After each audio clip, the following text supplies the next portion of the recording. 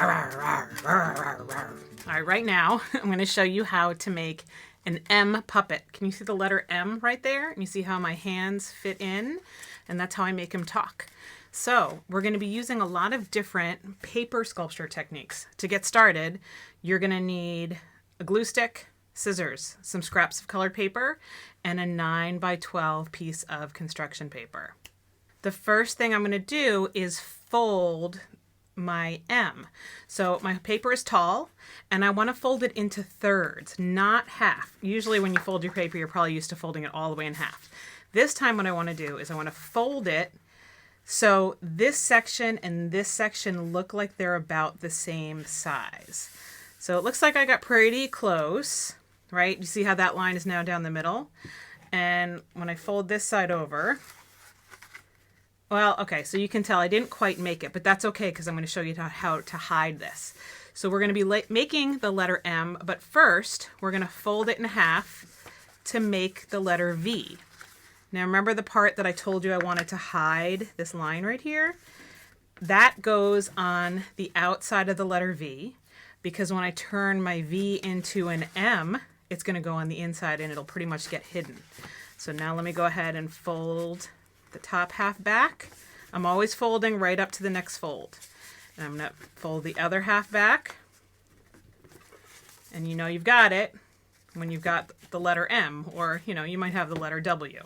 So the way it works is now I can open up the top and the bottom and I can make my puppet talk.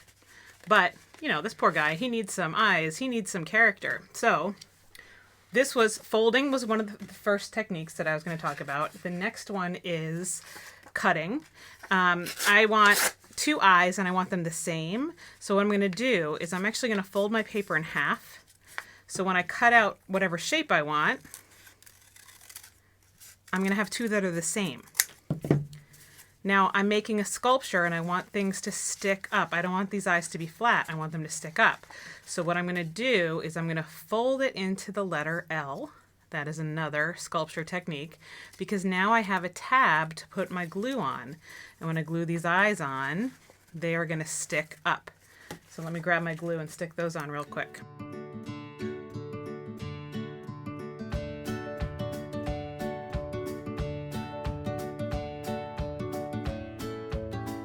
Okay, so the next technique I want to show you is called a fringe.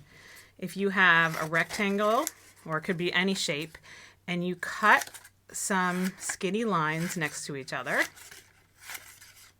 they create what's called a fringe. Now, depending on the size and the color of your paper, there are different things you could do with this. It could be a hula skirt, it could be eyelashes. I'm going to fold that L at the bottom again because I want to be able to glue it down.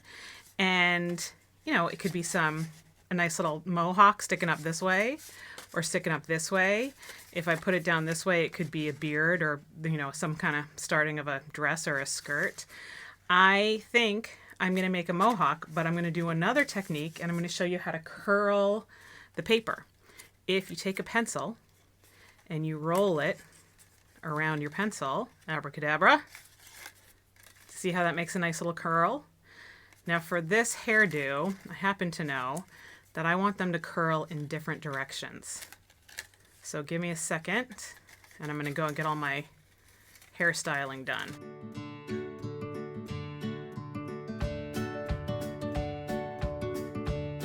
Okay, check out my awesome mohawk right there. If I had a smaller rectangle and I cut a fringe, let me fold my tab for the glue. So I bet now you could see how this could be used as some teeth, right? If I'm making a monster, I could even go in and cut some of them a little bit crooked. This poor guy needs the dentist, but that's okay. I know a good one. Okay. And now I've got some teeth I can put on there.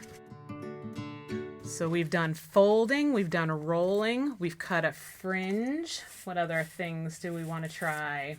Tearing, sometimes it's nice to have a smooth line, but sometimes it's nice to have a line that's a little bit more fuzzy or jagged. So what I'm going to do is I'm going to give my guy a tongue, but I don't want it to be super smooth.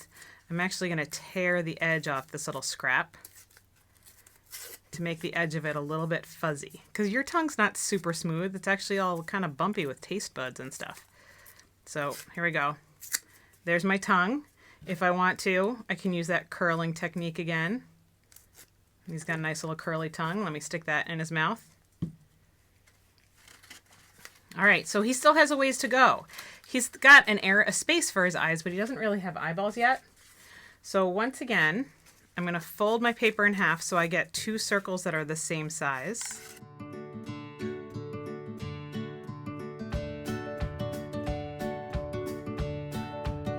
Now, I could glue them on flat like that, but there's one more technique that I want to show you to help things stand out a little bit, because like I said, we're making a sculpture. We want things to stand out. So I'm going to make a loop.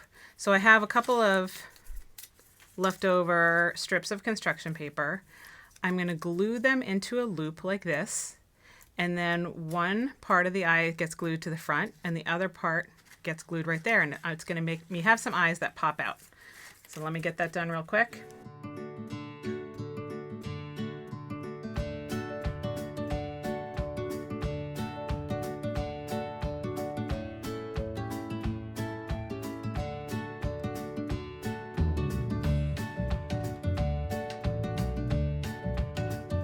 Okay, so now I've got my hair sticking up, my eyes are sticking out, my teeth are sticking down, my tongue is sticking out.